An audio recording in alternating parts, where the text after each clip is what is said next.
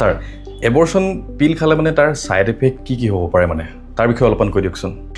pill খোৱাৰ ইমান যিখিনি সাইন্টিফিকভাৱে মানে যিখিনি ষ্টাডি হৈছে তাৰ ভিতৰত প্ৰায় 70% সম্পূৰ্ণ ক্লিয়াৰ হৈ যায় আৰু সেই ব্লিডিংটো প্ৰায় 9 পৰা 15 দিন ভিতৰত থাকিব পাৰে তাত 2 সপ্তাহতকৈ যদি বেছি থাকে তেওঁ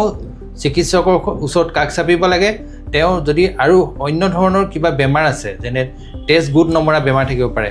বা ব্লিডিঙৰ সময়ত ভিতৰত ইনফেকশ্যন হৈ যাব পাৰে সেইখিনি কাৰণে এখন আল্ট্ৰাসাউণ্ড আৰু ব্লাড টেষ্ট কৰাটো প্ৰয়োজন বিশেষকৈ ইনফেকশ্যনটো আছে নেকি চাব লাগে আৰু ভিতৰত যদি থাকি আহিছে নেকি হেতু চাব লাগে ইয়াৰ পিছতে যদি সম্পূৰ্ণ ঠিক হৈ যায় তেনেহলে তাৰ পিছৰ মাহতে তেওঁ গৰ্ভধাৰণৰ কাৰণে পৰিকল্পনা কৰিব পাৰে ইয়াৰ পিছতে তেওঁ যদিহে ইনফেকশ্যন হৈ যায় তেনেহলে কিন্তু ভালকৈ এন্টিবায়োটিক খাব লাগিব কাৰণ ভৱিষ্যতে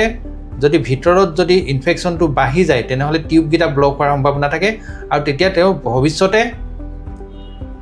গৰ্ভধাৰণৰ সমস্যা আহিব পাৰে হেহে পিল খোৱাৰ সময়ত দুটা কথা মনত ৰাখিব লাগে যদি তেওঁ অত্যাধিক বিষ হৈ আছে বা 2 সপ্তাহমানলৈকে আৰু যদি 2 সপ্তাহমানলৈকে যদি ব্লিডিং হৈ আছে তেওঁ কিন্তু সাৱধান হোৱাটো অতিকে দৰকাৰী